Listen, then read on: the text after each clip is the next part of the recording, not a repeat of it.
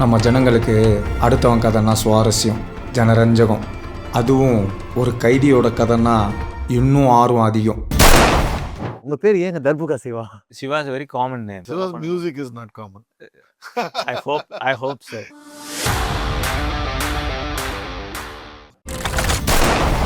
படத்துல என்னுடைய கேள்வி என்னன்னா, ஒரு உயிருக்கு நீ என்ன வேலை சொல்ற?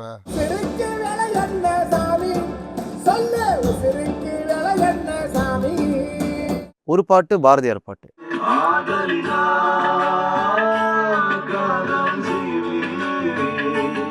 இந்த லிரிக்ஸ் இது வரைக்கும் தமிழ் சினிமால யூஸ் பண்ணல. இன்னொரு பாட்டு பாரதிதாசன் பாட்டு.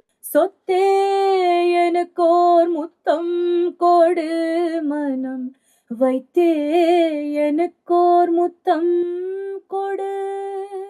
இன்டர்மிஷன் பாடல். இன்டர்மிஷன் பாடல் தான் இது, சீனாவே வராது. இப்போ ஒரு பாட்டை வந்து 200 மில்லியன் ஹிட் பண்ணணும் அப்படின்ட்டு நம்ம ஸ்டார்ட் பண்றது தப்பே கிடையாது. The Mahadevan show. வணக்கம், welcome to empower, welcome to the Mahadevan show. First of all thank you so much. எனக்கு வந்து உங்களோட இன்டர்வியூஸ் எல்லாம் பார்க்குறப்ப இவ்வளோ ஒரு சிம்பிளிஃபைடான ஃபார்மேட்டில் நம்ம சினிமாவை போயிட்டு மக்களுக்கு சேர்க்கணும் அப்படின்னு நினச்சதுல நானும் சிவா கிட்ட சொல்லின்னு இருப்பேன், இல்லை இவர் கூட ஒரு இன்டர்வியூ பண்ணணும் நம்மன்ட்டு. ஸோ அந்த ஆப்பர்ச்சுனிட்டி ஏற்படுத்தி கொடுத்ததுக்கு thanks first. Thank you so much. Lakshmikanthan கொலை வழக்கு படத்தினுடைய சவுண்ட்ஸ்கேப் அண்ட் மியூசிக் பற்றி தான் நம்ம பேச போகிறோம். எனக்கு அதுக்கெல்லாம் முன்னாடி ஒரு டவுட் இருக்குது. ஏங்க இப்போ லஞ்ச் பாக்ஸ்னு வச்சுருக்காங்க? சாப்பிட்டு தானே ஆகணும். ஜஸ்ட் மாடல் நேம், அவ்வளோதான். லக்ஷ்மிகாந்தன் கொலை வழக்கு டைரக்டர் உங்கள்கிட்ட இந்த ஐடியாவை சொன்ன பிறகு ஃபஸ்ட்டு எடுத்த ஒரு கிரியேட்டிவ் டெசிஷன்னா என்ன? மியூசிக் சார்ந்து நம்மளுடைய அப்ரோச் என்ன, நம்மளோட ஃபிலாசபி என்ன, நீங்கள் எப்படி ஃபில்ம் மேக்கிங் அப்ரோச் பண்ணுறீங்க அண்ட் ஒரு ஸ்டோரி எப்படி அப்ரோச் பண்ணுறீங்க, உங்களுக்கு இமோஷன்ஸ்னால் என்ன, இதை பற்றி நிறைய விஷயங்கள் நாங்கள் பேசணும். எல்லாத்தோட ஒரு விஷயத்தை ரொம்ப ரெண்டு பேரும் நல்லா புரிஞ்சுக்கிட்டோம். இதில் வந்து ஒருத்தரை காயப்படுத்திக்காம எப்படி ஒரு கலையை வந்து நம்ம வந்து அந்த கமர்ஷியலை உள்ளே கொண்டு போகிறோன்றதை வந்து ரொம்ப கிளியராக பேசிக்கிட்டோம். I think there is no right or wrong approach anything என்னை பொறுத்த வரைக்கும். லைக் இப்போ ஒரு பாட்டை வந்து 200 மில்லியன் ஹிட் பண்ணணும் அப்படின்ட்டு நம்ம ஸ்டார்ட் பண்ணுறது தப்பே கிடையாது. But we should have that clarity. அதுக்கு வேற அப்ரோச் இருக்கு. அதுதான் எங்களோட அப்ஜெக்டிவ். அதை நோக்கி நாங்கள் வேலை செய்கிறோம். There is nothing wrong in it. But இதோட அப்ரோச் அது கிடையாது. இதோட அப்ரோச் வந்து இப்படி ஒரு ஐடியா இருக்குது, இப்படி ஒரு நரேட்டிவ் இருக்குது, இப்படி ஒரு ஸ்கிரிப்ட் இருக்குது, அதை நான் இப்படி ஒரு விஷன் வச்சுருக்கேன் அப்படின்னா, ஸோ மியூசிக்லேயும் I should come on board with them on the same level plane. அப்போ தான் எங்கள் ரெண்டு பேருக்குள்ளே க்ரியேட்டிவ்லி ஒரு கான்ஃப்ளிக்ட் இருக்காது. ஸோ அந்த clarity was the first clarity we had.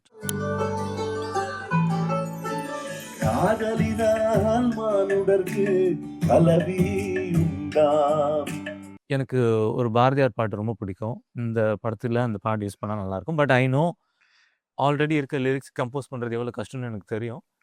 அதுவும் பாரதியார் பாடலை கம்போஸ் பண்ணுறது ரொம்ப கஷ்டம். காதல் சீரியலில் கேட்டிங்கன்னா அவ்வளோ ஒரு பியூட்டிஃபுல்லாக எழுதியிருக்கேன்.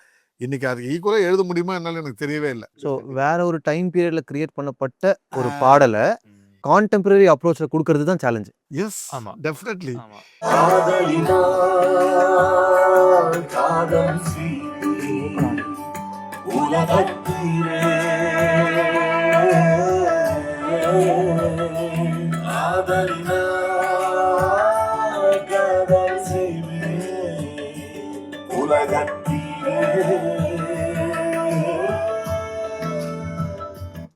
இதில் வந்து இந்த ஆதலினால் காதல் செய்வர்ன்றது மட்டும் நிறைய படத்தில் யூஸ் பண்ணியிருப்பாங்க. ஆனால் இந்த லிரிக்ஸ் இது வரைக்கும் தமிழ் சினிமாவில் யூஸ் பண்ணல, கம்ப்ளீட்டாக யூஸ் பண்ணல.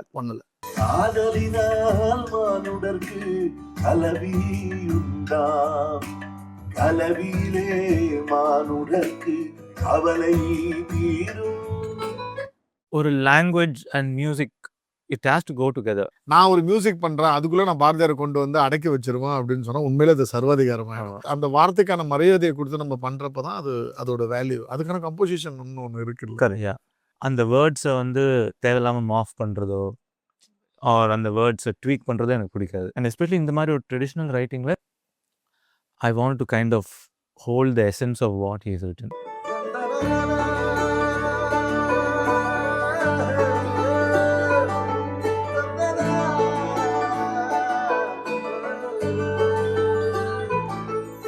எனி ஐடியா, ஒரு ஸ்க்ரீன் பிளே ரைட்டிங்காக கூட இருக்கட்டுமே, ஃபஸ்ட்டு லைன் ஐடியா மனசில் இருக்குது, ஆனால் எழுத உட்காந்தா ஃபஸ்ட்டு லைன் எழுதுறது ரொம்ப கஷ்டம்.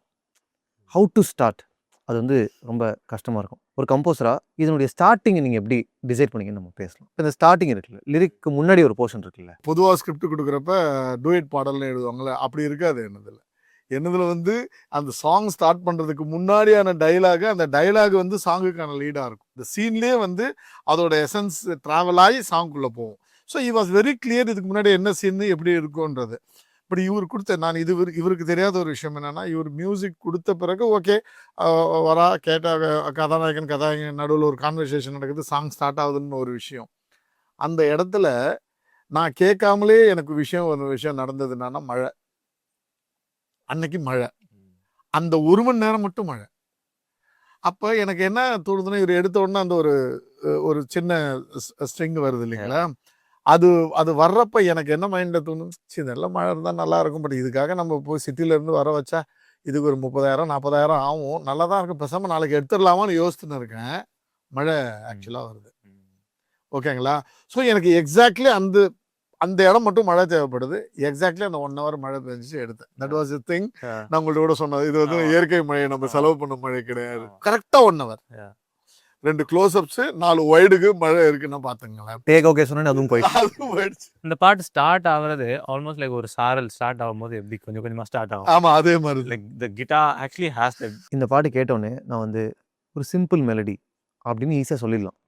ஆனால் இங்கே வந்து பார்த்தா அது சிம்பிள் மெலடியாக இல்லை. இதில் எக்கச்சக்க லேயர்ஸ் இருக்குது. கட்டம் இருக்குது, கஞ்சீரா இருக்குது, banjo 1, banjo 2, banjo fills, acoustic guitar 1, acoustic guitar 2, 3, 4, electric guitar 2 இருக்குது. ஆமாம், I love guitars. It's one of my favorite instruments. So I record lots of guitars. And for me, anything that's very reflective or introspection, or reflection, or anything nostalgic, or anything to that, something about the guitar has all that. உங்களுக்கு music தெரியணும் தெரியல theory அதெல்லாம் பிரச்சனையே இல்லை. Like you can identify a sound and say இது கேட்டால் எனக்கு என்ன எமோஷன் வருது.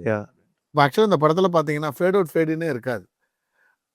இந்த படத்தில் ஒரு ஃப்ளாஷ்பேக்னா இன்றைக்கி என்ன ஒரு எடிட்டிங் பேட்டர்ன்னா, ஒரு சின்ன ஒரு பிளாக் அவுட் போடுவாங்க, இல்லை ஒரு டிசால்வ் போட்டு அவர் நினைத்து பார்க்க ஆரம்பித்தார் அப்படின்னு நம்ம எழுதுவோம்ல, அதுக்கு வந்து ஒரு ஃபேட் அவுட். இந்த படத்தில் பார்த்தீங்கன்னா அப்படி கிடையவே கிடையாது. Musically it will take you to the next life.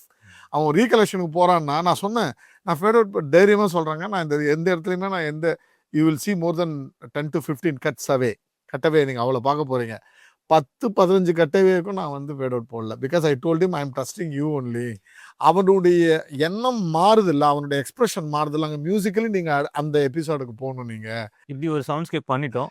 பாரதியாரோட lyrics இருக்குது, டியூன் இப்படி வந்திருக்கு, மியூசிக்கல் பேக்ரவுண்ட் இப்படி இருக்குது. இதில் என்ன ஆட் பண்ணால் கொஞ்சம் ரூட்டட்னஸ் எடுத்துகிட்டு வரலாம் அப்படின்னு யோசிக்கும்போது of course percussion is the closest thing.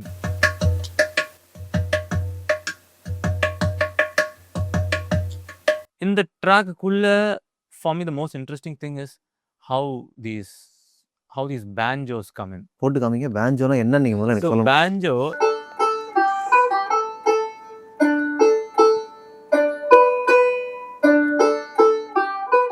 it feels like spring. Exactly. It brings all those emotions together. It brings the season emotion. It brings a very or innocence.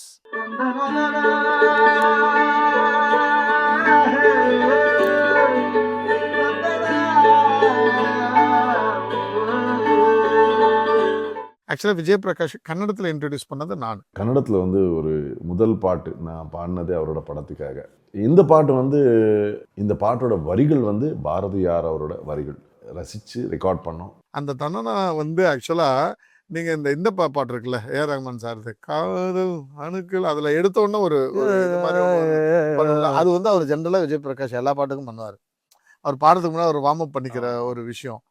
Is set எனக்கு இந்த instrument இது வந்து ஏதோ என்ன இது மாதிரி பண்ண சொல்லுது அப்படின்னு சொல்லிட்டு he spoke to him and said can I add this.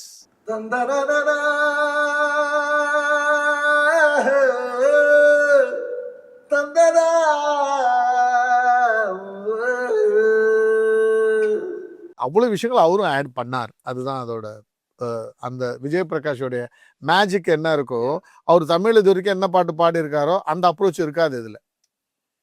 ஒரு சின்னதாக மலேசியா வாசுதேவன் காண்டம்பரியா பண்ண எப்படி இருக்கும்.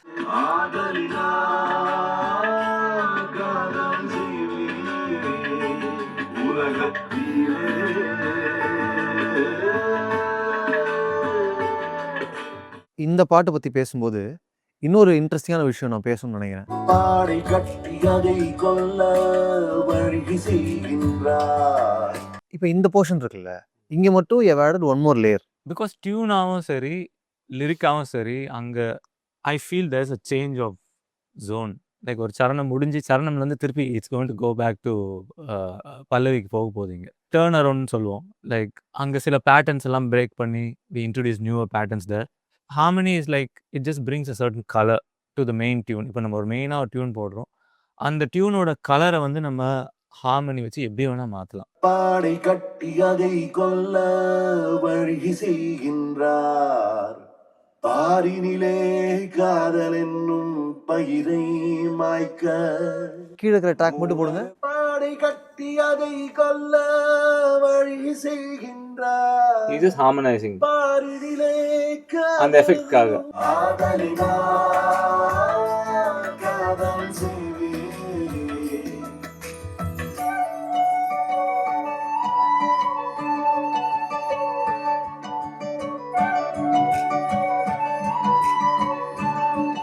ஃப்ளூட் யூசேஜை பற்றி பேசலாம். இந்த படத்தினுடைய பேக்ரவுண்ட் மியூசிக்கில் கூட நீங்கள் நிறைய விண்ட் இன்ஸ்ட்ருமெண்ட்ஸ் யூஸ் பண்ணதா கேள்விப்பட்டேன். என்னோட first decision was to try and use organic sounds as much as possible இந்த படத்துக்கு. Because it goes from so many different emotions. Like in fact பயங்கர ஒரு இன்டென்ஸான ஒரு சுச்சுவேஷன்லேருந்து டக்குன்னு இட் கட்ஸ் டு திஸ்.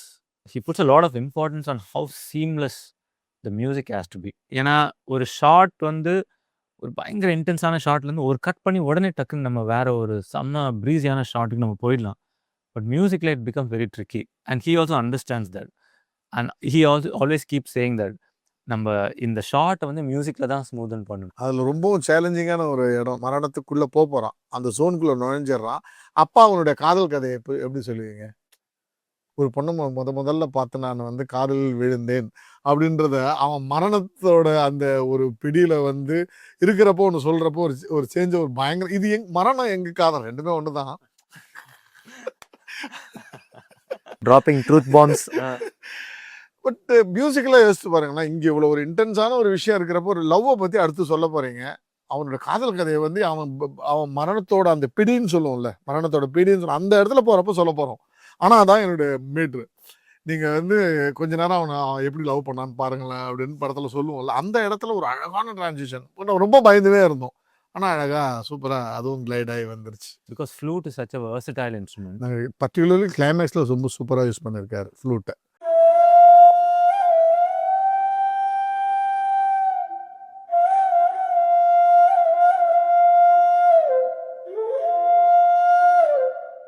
எனக்கு படத்தில் மான்டாஜஸ் ரொம்ப பிடிக்கும். ஓகே, ஆனால் ஃபர்ஸ்ட் டைம் இவங்க தான் எனக்கு வந்து மான்டாஜ் ஸ்கிரிப்ட்னு ஒன்று அனுப்பிச்சாங்க. ஆமாம், இவர் கம்போஸ் பண்ணுறப்ப அது யூஸ்ஃபுல்லாக இருக்கும் அப்படின்றதுக்காக நான் அனுப்பிச்சது அது. ப்ளஸ் ஸ்கிரிப்ட்லேயும் அது இருக்கும் எப்போவுமே. மாண்டேஜ்னா அவர்களின் 3 வருட ஆண்டு காலம் கழிந்ததற்கான பாடல் அப்படின்னு நான் எழுத மாட்டேன். 3 வருடம் எப்படி கழிந்ததுன்னு ஒரு பேசிக்காக எழுதுவேன். மந்தாரப்பூ இலையில பால்கோவா சாப்பிட்டாங்கலாம் எழுதியிருக்காரு. ஆமாம், குச்சியை சாப்பிட்டாங்க. ஆமாம், அப்படிலாம் அதெல்லாம் இருக்கும். கடைசியாக ஆப்ஷனல் ஷார்ட்ஸ் அப்படின்னு போட்டு அதுக்கு ஒரு லிஸ்ட் இருந்துச்சு. இப்போ எதுக்கு இந்த மான்டாஜ் எழுதுறது ரொம்ப முக்கியம், எதுக்கு இந்த ஆப்ஷன்ஸ் இல்லாமல் பேக்கப்பாக எழுதி வச்சுக்கிறது ரொம்ப முக்கியம்? இல்லை, எக்ஸிபிஷன் பாயிண்ட்டில் ரொம்ப ஸ்பீடாக நடக்கும் வேலை. நீங்கள் இப்போ ரொம்ப ப்ரிப்பேர்டாக இருந்தீங்கன்னு வச்சுக்கலாம், ரொம்ப ஸ்பீடாக இருக்கும். அப்புறம் கதையை நகர்த்துக்கிறதுன்னு ஒன்று, கதையை சொல்கிறதுக்குன்னு ஒன்று இருக்குது. மாண்டேஜஸ் 2 விதம் இருக்குது. நீங்கள் சொன்னீங்கல்ல, அந்த டைமை தள்ளுறதுக்குன்னு ஒன்று இருக்கிறது, சினிமாவை புஷ் பண்ணுறதுக்கு, சினிமாவில் கதை சொல்கிறதுக்கு. இது கதை சொல்கிறதுக்கான மாண்டேஜ். இது ஒரு கப்பல் வந்து காதல் வயப்பட்டு ஒரு 3 வயசு குழந்தைய பெற்று எடுத்துடுறாங்க அப்படின்றத நான் வந்து ரொம்ப சுருக்கமாக சொல்லணும், பொயட்டிக்காக சொல்லணும். அதுக்கு இந்த பாடல் எப்படி நமக்கு உபயோகப்படுத்துதுன்றப்ப ஸ்கிரிப்ட் வேணும் உங்களுக்கு, இல்லைன்னா நம்ம எடுத்துனே இருப்போம். அவங்க எப்படி மான்டாஜ் ஸ்கிரிப்ட்னு ஒன்று அனுப்பிச்சாங்களோ அந்த மாதிரி இன்னொரு ஷீட்டும் அனுப்பிச்சாங்க. லக்ஷ்மிகாந்தன் கொலை வழக்கு, background score architecture, 1 page composer reference, pre intermission flow, post intermission flow. So again இதுவும் இது வரைக்கும் நான் இந்த மாதிரி like no director has given me a sheet like this before. இந்த மாதிரி கம்யூனிகேஷன் தான் like as composers we like to have with directors. அதுக்கு வந்து ஆப்போசிட் இருக்கிற டெக்னீஷியன்ஸுக்கு அந்த அக்னாலஜிங் இருக்கணும், ரிசீவிங் இருக்கணும், ஈகோ இல்லாமல் வாங்குற விஷயம் இருக்கும். ஃபார் எக்ஸாம்பிள் இப்போ ஈவன் நான் அவர் பெருமைப்பட நான் உட்காந்துருக்காருக்காக சொல்லலை, நான் வந்து ஏதோ ஒரு ரீரெக்கார்டிங் ரெஃபரன்ஸை எடுத்து தப்பாக நினச்சிக்காதீங்க, நான் எல்லா மியூசிக் டைரக்டருக்கும் இதை காம்பேன். நான் இளையராஜா சார்கிட்ட ஒர்க் பண்ணாலும் நான் அதை இளையராஜா சார்ட்டையும் இதை காமிப்பேன். நான் ரீ ரெக்கார்டிங்னா இப்படி இருக்கணும் அப்படின்னு சொல்லிட்டு நான் இது எதுக்காக உங்களுக்கு காமிக்கிறேன்னா, ஒரு சீனில் எவ்வளோ சேஞ்ச் ஓவர்ஸ் இருக்குது. பட் எங்கேயுமே வந்து அழகாக கிளைட் ஆகுது பாருங்கள் மியூசிக். இப்படி தான் நம்ம படம் இருக்கணுன்றதுக்கு நான் இளையராஜா சாரோட மியூசிக்கே ஒன்று காமிச்சேன். அலைகள் இதிலிருந்து ஒன்று காமிச்சு நீங்கள் பார்த்தீங்களா அப்படின்னு சொல்லி இதை பாருங்களேன். என்ன இருக்குன்னா எவ்வளோ வேரியேஷன்ஸ் இருக்கும், பெயின் இருக்கும், எல்லாம் இருக்கும். ஆனால் எங்கேயுமே ஜம்ப்பு தெரியாது. It will sound like one music. அதுதான் நம்ம படமாக இருக்கணும். இப்போ நீங்கள் ரீ ரெக்கார்டிங் எடுத்து கேட்டிங்கன்னா ஒரு சாங்காக கேட்கணும் உங்களுக்கு. இளையராஜா சாருடைய எல்லா படத்துலையும் அது ஒன்று இருந்துச்சு இல்லை, இதில் சொல்கிறேன் கரகாட்டக்காரனில் வர்றப்ப அடுத்து என்ன ஒரு பியூட்டிஃபுல்லாக லவ், ரெண்டுத்துக்கு நடுவில் ஜம்பே இருக்காது. ஒன்று அழகாக முடிச்சு பொறுமையான. ஸோ அதை வந்து நான் சொல்கிறப்ப அதை அந்த அக்செப்டன்ஸ் அவர்கிட்ட இருந்தது. When I compose a song, it's very chaotic. But when I work, I'm very, very systematic. I sort of see the same thing with him also. ஒரு பாட்டு பாரதியார் பாட்டு, இன்னொரு பாட்டு முத்தம் கொடு பாரதிதாசன் பாட்டு. முத்தம் கொடு முத்தம் கொடு. அவங்க வந்து இன்னைய காலகட்டத்துக்கு சேர்த்து எழுதிட்டு போனாங்க. அவ்வளோ ஒரு மதிப்பு மிக்க வரிகளை நம்மளால எழுத முடியுமான்னு எனக்கு தெரியல. இது வந்து ரொம்ப அழகா வந்து படத்துல வந்து அது பிளெண்ட் ஆயிடுச்சு. பிளெண்ட் ஆச்சு. அவ்வளவுதான். தாய்மை தாலாட்டை பத்தி அது கிடைக்குமான்னு டக்குன்னு கிடைச்சிச்சு. செத்து போனேன் உனை பெற்றேன் பிழைத்தேன் என் சொத்தே எனக்கோர் முத்தம் கொடு மனம் வைத்தே எனக்கோர் முத்தம் கொடு. இந்த படத்துல 3 பாட்டுமே வந்து லிரிக்ஸ் ஆல்ரெடி இருந்தது. எஸ்பெஷலி இந்த பாட்டு வந்து மீட்டர் வைஸ் பார்த்தா இட் வாஸ் வெரி ட்ரிக்கி. இது எப்படி ஒரு சாங் ஸ்ட்ரக்சருக்குள்ளே எடுத்துகிட்டு வரதுன்னு எனக்கு கொஞ்சம் டைம் ஆச்சு ஆக்சுவலாக. So even I came to point maybe இது ஒர்க் ஆகாது அப்படின்ற ஒரு பாயிண்ட்டு கூட வந்தேன் நான். அண்ட் ஃபைனலி எனக்கு ஒரு சாங் ஸ்ட்ரக்சர் தோணுச்சு இதை பார்த்தோன்னே. உடனே நான் அவர்கிட்ட கேட்டேன், இந்த முத்தம் கொடு அப்படின்றத நம்ம கோரஸாக ஆக்கினா எப்படி இருக்கும்? It's like you say a lot of things and then come to முத்தம் கொடு. முத்தம் கொடு பவளம் கொத்தே எனக்கோர் முத்தம் கொடு. நான் மட்டும் ஒன்று கேட்டுக்கிட்டேன். இது வந்து ஆல்மோஸ்ட் இன்டர்வல் பாயிண்டில் இடைவேளை என்ற கார்டு வர்றப்போ வர்ற சாங்கு. ஸோ வந்து அதே மாதிரி ஒரு அம்மாவும் பையனும் கடைசியாக மீட் பண்ணிக்கிற பாயிண்ட்டாக இருக்கும் அது ஆக்சுவலாக இடைவேளை. ஸோ அதனால் நான் என்ன சொல்கிறேன், ஒன்று தப்பாக நினச்சிக்காதீங்க, இறுதி முத்தம் கொடுன்னு நான் பாடுறப்போ அது ஒன்று சேர்த்துக்கிட்டா அப்படின்னு சொல்லி that permission also I took it from. It is actually I'm supposed to take from Bharathidasan. அவர் அப்போ அவைலபிளாக இல்லை இவர்கிட்ட ஃபோன் பண்ணி இல்லை அந்த இதை எடுத்துக்கிட்டா அதை மட்டும் சேர்த்து எடுத்துக்கலாம். நல்லா இருக்கு. ஸோ பாடல் ஆரம்பிக்கும் போது முத்தம் கொடுன்னு வந்து கடைசியா இறுதி முத்தம் கொடுன்னு. Nice nice. அப்ப அந்த முதல் முத்தம் கொடுன்றப்பெல்லாம் பாத்தீங்கன்னா அந்த குழந்தை பருவத்தை பத்தி இருக்கும். அந்த இறுதி முத்தம் கொடுன்றப்ப 2 பேரும் டிவைட் ஆயிருப்பாங்க. அம்மாவும் பையனும் பிரியறாங்க. போர்ச்சுகீஸ் மியூசிக்ல ஃபாதோன்னு ஒரு ஸ்டைல்னு சொல்லுவாங்க. It's equivalent it's a lament. ஒப்பாரி மாதிரி. ஒப்பாரி. யா. Exactly. So I wanted to make this like a lament, like ஒரு mother's lament. படத்துல விஷயம் நம்ம என்ன பார்க்க போறோம்னா, ஒரு அம்மா கை குழந்தையிலிருந்து ஒரு குழந்தைய வளர்த்தெடுக்கிறத பார்க்க போறோம். அது வந்து சந்தோஷம். லிரிக்லயுமே என்ன இருக்கு அப்படின்னா ஒரு ஹாப்பினஸ் தான் இருக்கு. ஆனா உங்களோட அப்ரோச்ல வந்து கிட்டத்தட்ட ஒரு பெயின் இருக்கு. என்னை பொறுத்த வரைக்கும் செம்ம மேஜிக்கலான கம்போசிஷன் அதை தான் சொல்லுவோம் நான். ஏன்னா ரொம்ப பேலன்ஸாக ஒரு பக்கம் தாலாட்டு மாதிரியே கேட்கணும், தாலாட்டுக்கு நடுவில் அழுகை இருக்கணும், அதுக்கு நடுவில் வலி இருக்கணும். இல்லை என்னை பொறுத்த வரைக்கும் ஆக்சுவலாக அவர் எந்த சாங்குக்குமே there is no second tune. அதே மாதிரி அவர் முத அது கொடுத்த உடனே சொல்லிட்டேன், இல்லை இது பயங்கரமாக வரப்போகுது, இது செம்ம பெயின் வரப்போகுது. But there was also challenge about choosing the singer. நான் பண்ணதுலேயே கொஞ்சம் இன்டென்ஸான காம்போசிஷன்னா திஸ் இஸ் ஒன். முத்தம் கொடு. பட் எனக்கும் ட்ரிக்கியான ஒரு விஷயம் என்னென்னா, இது பாடுறது இங்கே வந்து ஒரு ஃபெமினைன் வாய்ஸ்னாலே, லைக் ஒரு விமென்ஸ் வாய்ஸ்னாலே இட்ஸ் பிகம் லைக் ரொம்ப சுகர் கோட் பண்ணி ஸ்வீட்டாக அழகாக பாடுற சிங்கர்ஸ் தான் நிறைய. Majority is that. ஒரு ராவான ஒரு எமோஷனை விதவுட் வரியிங் அபவுட் உங்கள் வாய்ஸ் எவ்வளோ அழகாக இருக்குது, இந்த நோட்ஸ்லாம் நீங்கள் எவ்வளோ அழகாக ரீச் பண்ணுறீங்க, ஒரு ஸ்வீட்னஸ் எல்லாம் கலக்காமல் இமோஷனல் ராவாக பாடுறதுக்கு ஆப்ஷன் ரொம்ப கம்மி. நான் இவர்கிட்ட முதலே சொன்னேன், ஆமாம் இது நம்ம நம்ம இது பண்ணிட்டோம், இதுக்கு ரொம்ப ராவான ஒரு வாய்ஸ் வேணுமே, ரொம்ப அழகாக குயில் மாதிரி பாடுறாங்க, அதெல்லாம் விட்டுட்டு ராவான வாய்ஸ் மாதிரி யாருன்ட்டு நான் பயங்கரமாக யோசிச்சுட்டு இருந்தேன். பட் தென் அப்போ தான் he came up this idea. I had no idea about the singer. எனக்கு இவங்க யாருன்னு தெரியாது. So he only came up. Empty பல்லவின்னு சொல்லி ஒரு 20 வருஷமா மியூசிக் இண்டஸ்ட்ரியில் இருக்கிற ஒரு சிங்கர் கம்போசர். அவங்க சொத்தே எனக்கோர் முத்தம் கொடு மனம் வைத்தே எனக்கோர் முத்தம் கொடு. எனக்கு க்ளோசஸ்ட் ரெஃபரன்ஸ் சொல்லணும்னா, நான் வந்து பெங்காலி பவுல் மியூசிக் நிறைய ஒர்க் பண்ணியிருக்கேன். ஸோ அங்க அந்த ரவீந்திர சங்கீத் பாடுறவங்க, they sing like this. It's a meeting point between classical and folk. இப்போது லிரிக்ஸ்லாம் பயங்கர ரூட்டடாக இருந்தாலுமே உங்களுடைய மியூசிக்கல் அப்ரோச் இந்த பாட்டுக்கு வந்து முடிஞ்ச அளவுக்கு யூனிவர்சலாக வச்சுக்கணும்னு நீங்கள் ட்ரை பண்ணியிருக்கீங்க இல்லையா? தர்புகாலாம் யூஸ் பண்ணியிருக்கீங்க. சரி, அப்போ பெயர் காரணத்துக்கு வருவோம். உங்கள் பேர் ஏங்க தர்புகா சிவா? இப்போவும் சரி, Siva is very common name. So அந்த டைம்ல ஒரு ஷோல வாசிக்கும்போது நான் அப்போ percussion Siva music is not common. I hope so. So அப்போ என் கூட வாசிச்ச ஒரு டிஜே செட் லைக் நோ, வெறும் சிவான்னு போட்டால் there so many Shivas around. So there should be some unique identity for you. இல்லைனா தேர் ஒன்ட் பி ஐடென்டிட்டின் போது வாட்ஸ் தட் ஒன் இன்ஸ்ட்ருமெண்ட், எதுவும் இப்போதைக்கு வாட்ஸ் யூர் ஃபேவரட் இன்ஸ்ட்ருமெண்ட் கேட்கும்போது அப்போ தான் நான் தர்புக்கை வாசிக்க ஆரம்பித்தேன். அது very obsessed with instrument. So அதனால சார் ஓகே லெட்ஸ், என்கிட்ட கேட்க கூட இல்லை, இன்விடேஷனே யூ புட் தர்புகா சிவா அப்படின்ட்டு. அது பார்த்தப்போ எனக்கே தெரிஞ்சது, ஓ என் பேர் எப்படி போட்டாங்க.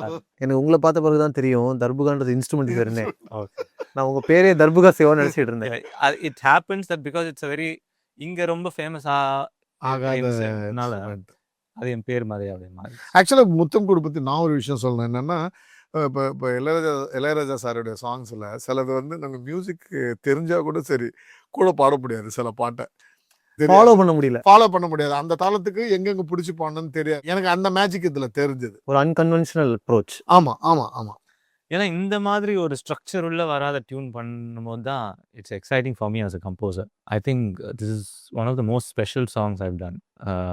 திருப்பி ட்ரை பண்ணால் கூட இந்த மாதிரி அது ஒரு ஜோன், அந்த ஜோனில் வந்தது அவ்வளோதான். என்னோட படம் வந்து ஃபர்ஸ்ட் ஹாஃப் வந்து கொஞ்சம் ஸ்லோ பேஸான படம் தான் இருக்கும் என்னோட படங்கள் எல்லாமே. ஆனால் எப்போவுமே இன்ட்ரோவில் ஒரு பேங்கிங்கான ஒரு விஷயம் வச்சிருவோம். ஒரு 3 நிமிஷம் 4 நிமிஷத்துக்கு வச்சு செகண்ட் ஹாஃபில் இவன் ஏதோ வச்சிருக்கான் அப்படின்ட்டு செகண்ட் ஹாஃபில் எனக்கு டவுட்டே கிடையாது. இந்த வாட்டி 8.5 மினிட்ஸுக்கு எனக்கு அந்த விஷயம் வேணும். ஒரு சீன் பண்ணியிருக்கேன். ப்ளஸ் அந்த கடைசி 2 நிமிஷம் வந்து not seen, it is music. பொதுவாக வந்து சீனில் ஒரு இம்பாக்ட் வச்சு வைப்போம்ல, ஒரு ட்விஸ்டெல்லாம் வைப்போம்ல, இது அது கிடையாது. இவர் போட்டிருக்க அந்த 2.5 நிமிஷம் மியூசிக் என்ன இருக்கும், அந்த சாங் இருக்கு, அதுதான் வந்து அப்படியே செகண்ட் ஹாஃப்ல ஏதோ ஒன்று இருக்குன்றதை கொண்டு வரும். இன்டர்மிஷன் பாடல் தான் இது, சீனாவே வராது. That is one main thing. Generally which is very rare. இன்டர்வல்ல வந்து சீனா வந்து ஒரு பயத்தை உண்டு பண்ணி செகண்ட் ஹாஃப்க்கு நம்மளை வெயிட் பண்ண வைக்கும். இது ஒரு சாங் வந்து உங்களை வெயிட் பண்ண வைக்கும். நைஸ். அவ்வளோ இம்பாக்டா இருக்கும். முத்தம் போடு முத்தம் போடு முத்தே எனக்கோர் முத்தம் கொடு பவள கொத்தே எனக்கோர் முத்தம் கொடு.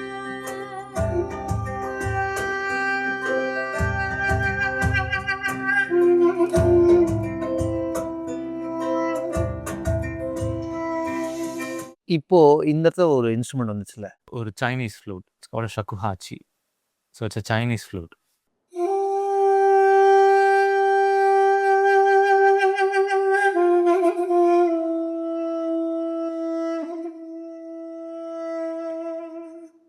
It comes from a completely different culture, completely different ஒரு சவுண்ட். பட் எவ்வளோ அழகாக நம்ம ஒரு ரூட்டடான ஒரு தமிழ் மியூசிக்கு it just sits well.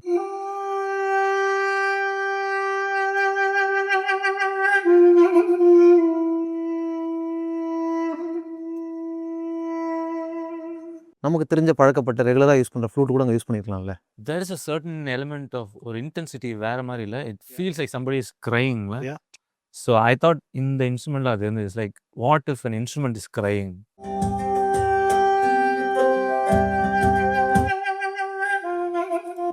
That's when I thought this is the closest expression for this song. இங்கே நிறைய மியூசிஷியன்ஸ் தான், கம்போசர்ஸ் கம்மி. நான் ரொம்ப ஈஸியாக மியூசிக் பண்ணுறேன், அங்கேருந்து அடித்து இங்கேருந்து வச்சிடலான்னு ஒன்று இருக்கும்ல, அதுக்கு இன்னொரு வடிவம் கொடுத்து நான் இங்கே வச்சுட்டு ஏன் மியூசிக்னு சொல்லிக்கிற ஒரு கம்போசர்ஸ் லெவலில் ஒன்று இருக்காங்க. Once again I will call them as musicians. அது அனதர் திங் இஸ், அந்த மியூசிக்கத்தை கற்றுக்கிட்டு நான் அந்த சோலை கொண்டு வந்து நான் எப்படி என்னுடைய கம்போசிஷனில் வைக்கிறேன்ற ஒரு ஹானஸ்ட் இருக்கிற கம்போசர்ஸ் இருக்காங்க. அவங்கள்ட்ட இது மாதிரி மியூசிக் வரும்ன்ட்டு நான் நினைக்கிறேன். உங்களுக்கு எங்கேயாவது இந்த மியூசிக் கேட்ட மாதிரி இருந்ததா? இல்லை. இந்த கம்போசிஷன் அதுதானே பியூர் மியூசிக். அது இன்னைக்கு கம்மியாக இருக்குல்ல. இந்த நான் எங்கேயோ கேட்ட குரல் மாதிரி தான் இருக்குது எத்தனை சாங் கேட்டாலும். இவர்கிட்ட ஒரு பியூர் மியூசிக் இருக்குது, என்னுடையது அப்படின்னு நான் சொல்லிக்கணுன்ற ஒரு ஒரிஜினல் இப்போ நம்ம 2 பாட்டு பற்றி பேசணும். 2மே முக்கியமான பாட்டு. கரெக்ட். பட் ஸ்டில் எனக்கு வந்து உசுருக்கு தான் ரொம்ப பிடிச்சிருந்தது. உசுருக்கு விலை என்ன சாமியா? உசிருக்கு விலை என்ன சாமி சொல்லு உசிருக்கு விலை என்ன சாமி உசுருக்கு விலை என்ன சாமின்னு ரொம்ப முக்கியமான ஒரு கொஸ்டினோட தான் அது வருது. அதில் ஒரு கோவம் இருக்குது, ஆதங்கம் இருக்குது, எல்லாமே இருக்குது. உலக உண்மைகளெல்லாம் கேள்வி கேட்குது. அதுக்கு வந்து நீங்கள் தான் லிரிசிஸ்ட். ஆமாம். ஸோ உசுருக்கு விலை என்ன சாமி. ஒரு படத்தோட முழு கதையையும் ஒரு பாட்டுக்குள்ளே கொண்டு வரணும் அப்படின்னு ஒரு எப்போவுமே ஒன்று இருக்கும். ஒரு நாள் வேலையே இல்லாமல் இருந்த ஒரு மதிய வேலையில் ஒரு 20 நிமிஷத்தில் எழுதின சாங்கு தான் அது. படத்தில் என்னுடைய கேள்வி என்னென்னா, ஒரு உயிருக்கு நீ என்ன வேலை சொல்கிற? நம்ம இந்த காம்பன்சேஷன் கொடுப்போம், எனக்கு செம்ம சிரிப்பாக வரும். கள்ளசாராயம் கொடுத்துட்டு இறந்து விட்டார், குடும்பத்துக்கு 10 லட்ச ரூபா. அப்போ உயிரோடு இருந்தார் 10 லட்சம் சம்பாரிச்சிருப்பாரா? தெரியல எனக்கு. அந்த உயிரோட விலை 10 லட்சம். ஓகே, ஒருத்தர் வந்து இதில் இறந்துட்டார், பில்டிங்லேருந்து விழுந்துட்டார், அவருக்கு 3 லட்ச ரூபா. அவரோட உயிரோட விலை 3 லட்ச ரூபாய். நம்ம நிர்ணயிக்கிறது இல்லை. இது வந்து போணுச்சு மனசில். சரி, ஒருத்தவங்க தண்டனை கொடுத்துட்டீங்க. தண்டனை கொடுத்தோடனே அப்போ அவனோட உயிருக்கு என்ன விலையே கிடையாதா? அப்படிலாம் அந்த கொஷினில் வந்த முதல் வரி அங்கேருந்து அப்படியே அந்த நமக்கு ஸ்கிரிப்டை நம்மளே எழுதுனால ஈஸியாக வந்துருச்சு. ஐ டோன்ட் திங்க் வேற எந்த லிரிசிஸ்டும் இந்த பாடம் எழுதிருக்க முடியாது டெஃபினட்டாக. அண்ட் ஆல்சோ வித் இந்த லெவல் ஆஃப் இன்டென்சிட்டி கொலோக்கியலாக ரொம்ப நார்மலாக, but it asks all the tough question. ஒரு பேரை சொல்லி கொன்னு குவிக்கும் கூட்டம் நீதி பேரை சொல்லி கொல்லி வைக்கும் சட்டம் சட்டத்தின் பெயரால் கொல்லப்படுறவங்க, போரின் பெயரால் கொல்லப்படுறவங்க எல்லாருக்குமான பாடலாக இது ஒன்று இருக்குது. அப்போது கடைசியாக ஒப்பாரி வைக்கிற ஆத்தான்னு ஒரு லைன் வருது இல்லை, அது வந்து எனக்கு எதை ஞாபகப்படுத்துச்சுன்னா, அணு விதைத்த பூமியிலேன்னு ஒரு பாட்டு இருக்கும் விஸ்வரூபம் படத்தில், கமல் எழுதியிருப்பாங்க. இங்கு யார் இறந்தாலும் ஒரு தாய் அழுவாள். ஓஹோ, ஓகே. 2 கண்ட்ரீஸ்க்கு நடுவில் ஒரு போர் நடக்குது. எக்ஸாக்ட்லி. இங்கு யார் இறந்தாலும் ஒரு தாய் அழுவாள். அதுதான் அது அது அந்த நாட்டை சேர்ந்தவனா இருக்கலாம், இந்த நாட்டை சேர்ந்தவனா இருக்கலாம். யார் இருந்தாலும் ஒரு அம்மா எங்கேயோ கண்ணீர் சிந்துறான்னு அவங்க எழுதியிருப்பாங்க. எனக்கு இந்த லைன் கேட்டோன்னே எனக்கு அதான் ஞாபகம் வந்துச்சு. எக்ஸாக்ட்லி. இங்கன்னா எல்லா இடத்துலையும் நமக்கு ஒரு மனிதனுக்காக, அது இரஸ்பெக்டிவ் ஆஃப் ஆண் பால் ஆர் பெண் பால், ஒரு மனிதனுக்காக முதல்ல கண்ணீர் சிந்துறவங்க, மதிப்பற்ற கண்ணீர் யாருதுன்னா அம்மாவதாக தான் இருக்கும். ஸோ அல்டிமேட்டாக அந்த கண்ணீருக்கு ஈக்குவலான அந்த அன்புக்கு ஈடான விஷயமே கிடையாது. அப்புறம் இந்த படத்துலேயும் அதே மாதிரி தான் பார்த்தீங்கன்னா, அந்த அம்மா வந்து அந்த அழுகையோடு வெளில போயிருப்பா இன்டர்வலில். திரும்ப அவனை பையனை பார்க்க முடியாதுன்ற அழுகையோடு போயிருப்பா. ஸோ அங்கே ஒரு அம்மா அழுதுன்னு இருக்காலே, அது அந்த ஒப்பாரி உங்கள் காதில் விழுதா, வச்சுருக்காலே அது உங்கள் காதில் விழுதா அப்படின்னு ஒரு கேள்வி. உசிருக்கு விலை என்ன சாமி சொல்லு உசிருக்கு விலை என்ன சாமி ஸோ இந்த பாட்டு நம்ம ஃபர்ஸ்ட் இனிஷியலாக டிசைட் பண்ணது ஒரு ஃபோக் சவுண்டில் போகலாம். இட்ஸ் அ க்ரை ஃபார் ஹெல்ப்னு சொல்லுவாங்க தெரியுமா, அந்த மாதிரி ஒரு cry. It should be like ஒரு டிக்ளரேஷன் வித் க்ரை மாதிரி. அது ரீசெண்டாக நான் மதிச்சியம் பாலாவோட ஒரு ப்ராஜெக்ட் ஒர்க் பண்ணேன். நான் கிராமிய பாடகர், திரைப்பட பின்னணி பாடகர் மதுரை மதிச்சியம் பாலா. அவருடைய ரேஞ்சு லைக் எப்படி he puts his heart and soul into it ஒரு பாட்டு பாடும்போது அதெல்லாம் எனக்கு ரொம்ப பிடிச்சிருந்தது. ஸோ இந்த பாட்டுக்கு அந்த சோல் தேவைப்பட்டிருந்தது. பாட்டை நீங்கள் ஸ்டார்ட் பண்ண விதம் வந்து பயங்கரமாக இருந்தது. ஒரு பிரம்மாண்டமான சவுண்ட்ஸோட அது ஸ்டார்ட் ஆச்சு.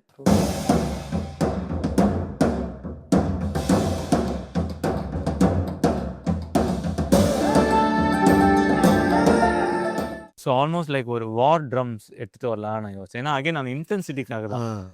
இந்த சாங்கோட விஷயம் என்னன்னா, படத்தோட ஓப்பனிங்ல இந்த சாங் தான் வரும், படத்தோட முடிவுலையும் இந்த சாங் தான் வரும். ஸோ இந்த போர் முரசு எலிமெண்ட் கூட உடுக்கையும் ஆட் பண்ணியிருக்கீங்க.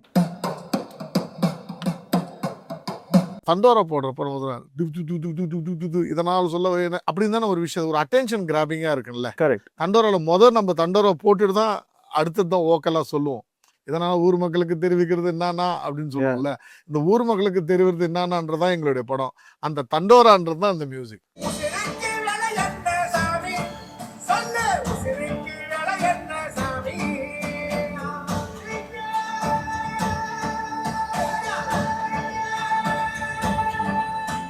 இப்போ ஃபர்ஸ்ட் 4 லைன்ஸை இப்படி ஸ்ட்ரக்சர் பண்ணதுக்கான காரணம் என்ன? இப்போ நீங்கள் கண்டினியூஸாக கூட வச்சிருக்கலாம்ல. அது வந்து ஃபர்ஸ்ட் ஒரு லைன் வருது, அப்புறமா நடுவில் ஏதோ மஃபில்டாக ஒன்று கேட்குது, அடுத்த லைன் வருது, மறுபடியும் மஃபில்டாக ஒன்று கேட்குது, அதுக்கப்புறம் தானே பாட்டு கண்டினியூ ஆகுது. உசிருக்கு விலை என்ன சாமி சொல்லு உசிருக்கு விலை என்ன சாமி ஐயா உசிருக்கு வயிறறியா வைக்காத சாமி ஓடி ஒளியாம பதில் ஒண்ணு காமி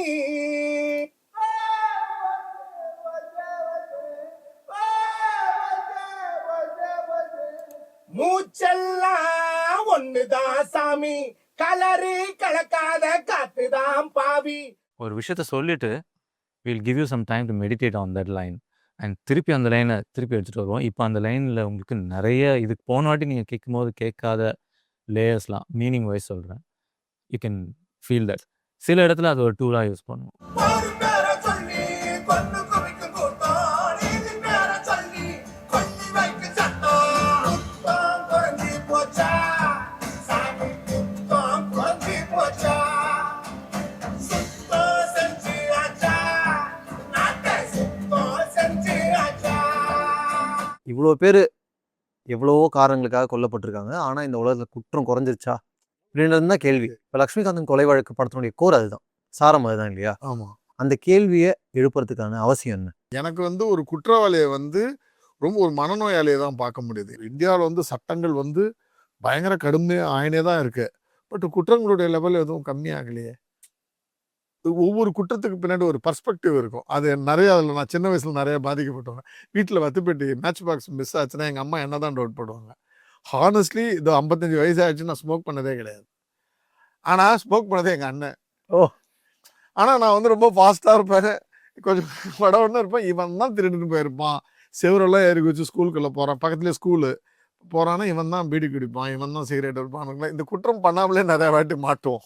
வீட்டில் ஹார்லிக்ஸ் கம்மியாக இருக்கும், என்ன தான் அடிப்பாங்க. ஆனால் சாப்பிட்டது எங்கள் அண்ணனாக இருப்பார்.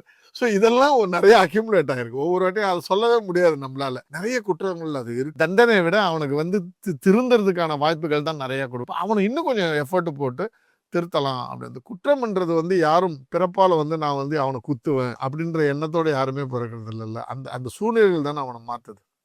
ஆனால் என்னுடைய ஸ்டாண்டு இதுதான்றதை நான் படத்தில் சொல்லலை. ஆப்போசிட்டில் இன்னொன்று இருக்குல்ல, இல்லைங்க அப்படி கிடையாது, இவங்கெல்லாம் சாவாச்சாதாங்க எனக்கு புத்தி வரும், இன்னொருத்தர் பயம் வரும்னு ஒரு ஆர்குமெண்ட் இருக்கு, அதையும் படத்தில் வச்சுருக்கேன். நான் என்னுடைய தனிப்பட்ட விஷயம் என்ன இருக்கோ அதை நான் சொல்லலை. என்ன ஆர்குமெண்ட் போதோ அதை படத்தில் வச்சு எது சரின்றதை நீங்கள் முடிவு பண்ணுங்கன்னு தான் நான் லட்சுமி சொல்லியிருக்கேன். Thank you so much. நம்ம வந்து நிறைய விஷயங்கள் பேசினோம். Really looking forward to the film. கன்னடத்தில் படம் பண்ணி ஸ்டேட் அவார்ட்லாம் வாங்கிட்டீங்க. தமிழ்லையும் நிறைய படம் பண்ணுங்க. இந்த படம் மிகப்பெரிய வெற்றி அடையணும். அது என் சார்பாகவும் என் டீம் சார்பாகவும் வாழ்த்துக்கள். நன்றி. Thank you so much. தேங்க்யூ.